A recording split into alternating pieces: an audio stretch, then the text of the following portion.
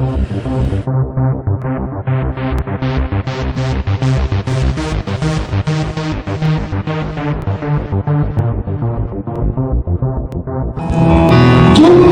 nilai 81,5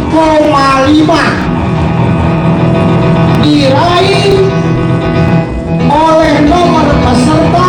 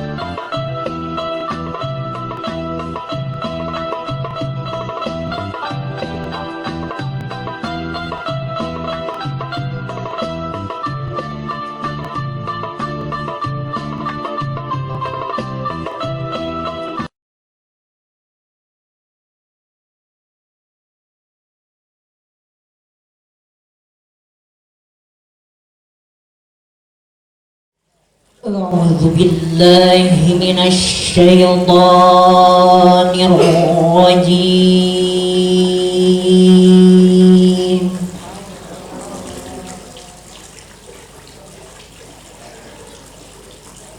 بسم الله الرحمن الرحيم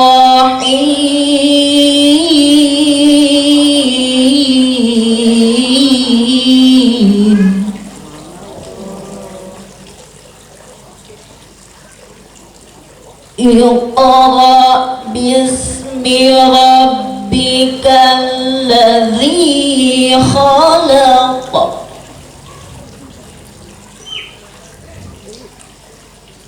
اقرأ باسم ربك الذي خلق خلق الإنسان من علق اقرأ وربك الأكرم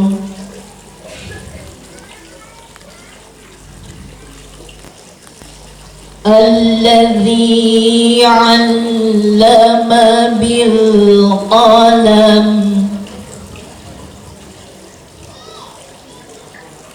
الذي علم بالقلم علم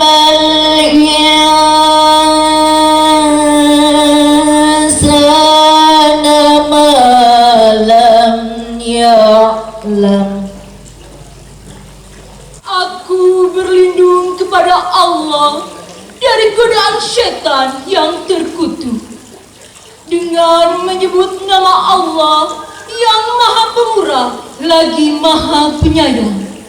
Bacalah dengan menyebut nama Tuhanmu yang menciptakan. Dia menciptakan manusia dari segumpal darah. Bacalah, dan Tuhanmu lah yang maha mulia, yang mengajarkan manusia dengan pena. Dia mengajarkan manusia dengan apa yang tidak diketahuinya. Maha benar Allah yang maha agung. Menurut penafsiran para ahli, dari kelima ayat tersebut mengandung banyak hikmah yang dapat kita petik untuk bekal kehidupan di dunia. Di antaranya, 1. Selalu menyebut nama Allah Subhanahu wa Ta'ala.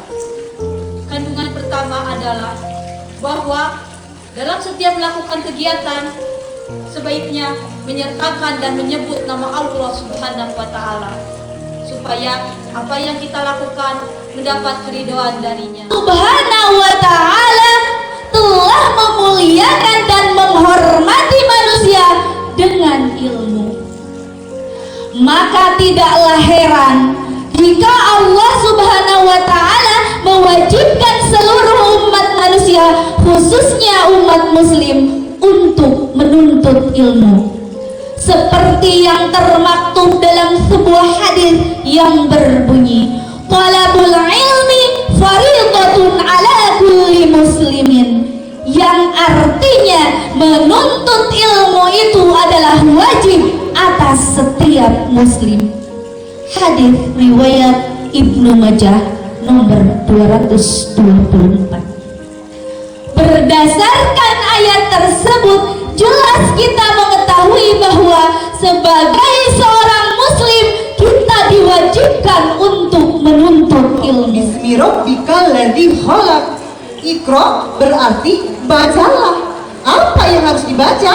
Wahyu Allah Subhanahu wa ta'ala. Dan untuk siapa? Untuk baginda Nabi Muhammad sallallahu alaihi wasallam.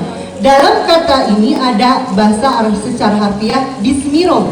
Bismillah berarti mengandung makna mulailah, mohonlah. Mulailah segala sesuatu yang kita kerjakan dengan membaca Bismillahirrahmanirrahim. Dan mulailah apapun yang kita baca dalam Al-Quran harus dengan membaca basmalah, yaitu Bismillahirrahmanirrahim. Apa itu pena? Yang pertama Allah mengajarkan dari pena takdir. Apa itu pena takdir? Pena takdir adalah pena yang sudah ditulis oleh Allah Subhanahu wa ta'ala. Takdir qada dan qadar kita sudah ditentukan oleh Allah Subhanahu wa ta'ala. Yang kedua adalah pena malaikat. Apa itu pena malaikat? Allah mengutus malaikat Munkar dan Nakir untuk mencatat amal baik kita dan amal buruk kita melalui pena malaikat. Yang ketiga adalah pena manusia.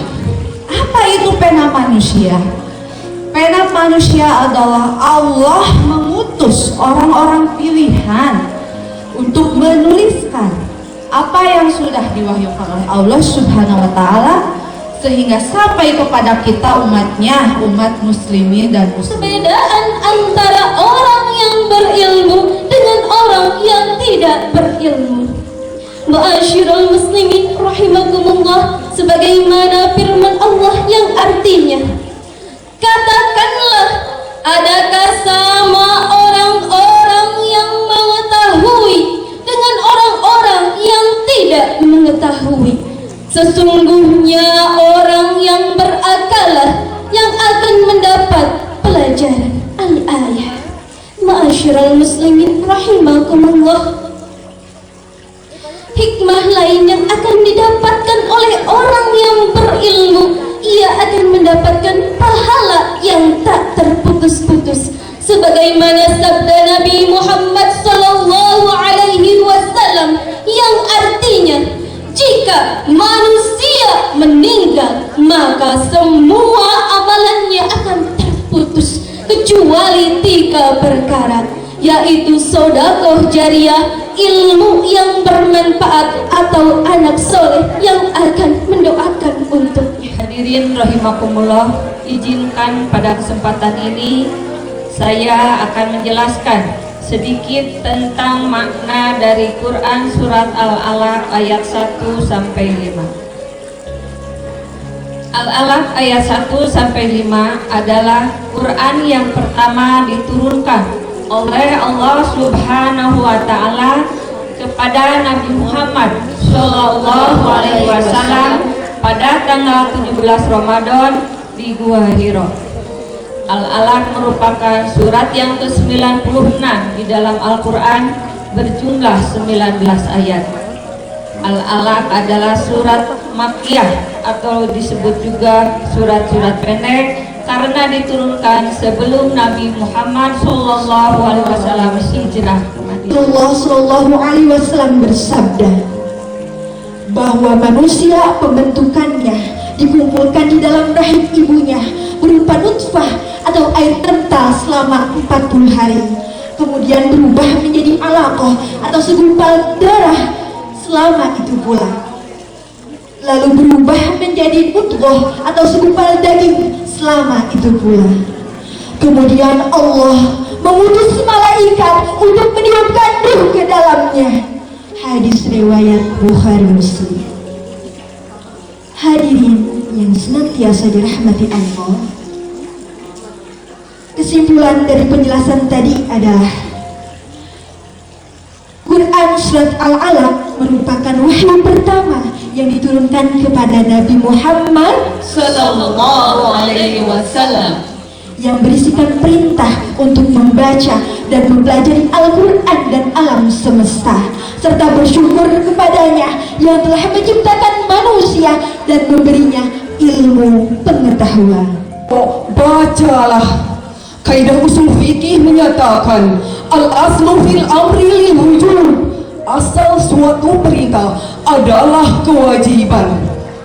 Dengan demikian, wajib kepada kita, saya, saudara, dan kita semua untuk terus belajar dan belajar. Asbabun nuzul 5 ayat tersebut ketika Rasulullah Sallallahu alaihi wasallam berada di Gua Hiro, berkhawat, merenung, memohon petunjuk kepada Allah Subhanahu wa taala atas kondisi zaman kegelapan, kebodohan, penindasan, hak asasi, penjudian, pembunuhan, pemerasan kaum yang kuat terhadap kaum yang lemah. Atas kondisi tersebut, Allah Subhanahu wa taala memerintahkan malaikat Jibril menurunkan wahyu Allah, Quran surat Al-Alaq 5 ayat tersebut. Al-Alaq merupakan wahyu pertama yang diterima oleh Nabi kita, Nabi Muhammad Sallallahu alaihi wasallam. Wahyu pertama tersebut merupakan ayat yang berbunyi Iqra, yang artinya baca. Hal itu menunjukkan bahwasannya sejatinya seorang manusia haruslah membaca, yang diartikan sebagai menuntut ilmu.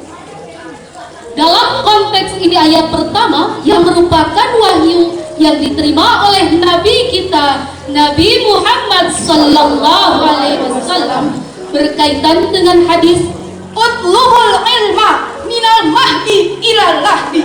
Tuntutlah ilmu dari semenjak dalam buayan hingga ke liang lahat. Maka kita sebagai umat manusia diwajibkan untuk menuntut ilmu Dari semenjak kita dilahirkan ke dunia hingga kita tutup usia. dari semenjak kita tidak bisa apa-apa hingga kita bisa menyampaikan makna melalui ayat-ayatnya. Kemudian kita harus memahami bahwasannya ilmu pengetahuan itu datangnya dari Allah. Allah yang menciptakan segala sesuatu. Allah yang menciptakan manusia dari air mani menjadi segumpal darah dalam rahim seorang ibu yang merupakan cikal bakal janin yang akan menjadi manusia. Malaikat Jibril turun menemui Rasulullah dengan memberi perintah, "Iqra, bacalah." Ku jawab, kata Nabi, "Aku tidak pandai membaca." Lalu malaikat Jibril memeluk Rasulullah dengan erat. Kemudian melepasnya lagi dan memberi perintah kembali, "Iqra, bacalah." Kemudian Nabi menjawab kembali dengan kata sebelumnya, "Aku tidak pandai membaca." Kemudian malaikat Jibril memeluk Rasulullah kembali dan melepasnya. Kemudian memberi perintah kembali, "Iqra, bacalah." Kemudian Rasul menjawab, "Aku tidak pandai membaca." Untuk kesekian kalinya malaikat Jibril memeluk Rasulullah SAW dan menyampaikan sepotong kalimat, "Iqra, bacalah," dengan menyebut Tuhanmu yang telah menciptakan kamu. Pengetahuan menjadikan manusia sombong dan melupakan Tuhan yang mempelajarinya. Pepatah mengatakan, barang siapa menginginkan dunia, hendaklah ia berilmu. Barang siapa yang menginginkan akhirat, hendaklah ia berilmu. Barang siapa yang menginginkan keduanya, hendaklah ia berilmu. Dewan Hakim yang kami muliakan dan hadirin yang kami banggakan, melewati syarahan Quran surat Al-Alaq ini mengingatkan kepada kita agar selalu belajar dan terus belajar. Jangan hanya berdiam menunggu ilmu. Jangan hanya berdiam mengharap ilmu datang sendiri. Kita baca di dalam sholat, bacalah Fatihah, bacalah surat-surat pendek, karena tanpa Fatihah sholat kita tidak sah. Dan apa yang harus kita baca di luar sholat? Kalam ilahi yang terkandung di dalam Al-Quran banyak sekali yang merupakan doa-doa yang biasa kita baca. Apa kita mau keluar rumah, bacalah Bismillahi tawakkaltu ala Allah. Kita mau naik kendaraan, Bismillahi majreha wa mursaha. Kita mau makan, mau minum, mau bekerja, mau tidur, dan apapun yang akan kita laksanakan, awali dengan Bismillah. Secara filosofis, ayat tadi menunjukkan suatu perintah. Namun kenyataannya, hadirin, bangsa Indonesia justru sedang mengalami krisis membaca. Bangsa kita telah kehilangan kendali dan motivasi. Kita lebih senang nongkrong di warung kopi, nonton televisi, bicara tinggi ingin ke luar negeri, buku tak pernah dikaji, apalagi mengaji. Benar apa betul hadirin? Hadirin sekalian yang kami banggakan, kandungan surah Al-Alaq yang keempat adalah anjuran mencari ilmu. Sebagaimana di dalam surah Al-Alaq ayat 1-5, Allah telah mengajarkan manusia